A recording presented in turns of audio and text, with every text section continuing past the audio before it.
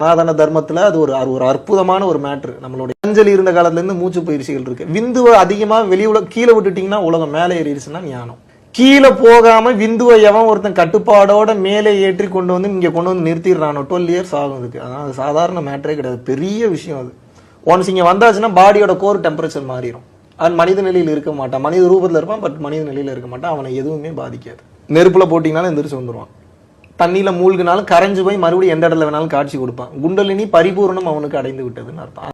உடல் உழைக்காம பாக்குற வேலை இது ஒண்ணுதான் கண்டுபிடிச்சிருக்கானுவ. கூப்பிட்டு உட்கார வச்சு நீ சாமியார் ஆகிறியா? ஆமா. அது ஒன்றும் சந்தேகம் இல்லையே. இல்லை, எங்க முன்னாடியே கையெழுத்து போடு. இதுக்கு கீழே இருக்க கண்டிஷன்ல கையெழுத்து போட்டிருக்க. என்ன கண்டிஷன்?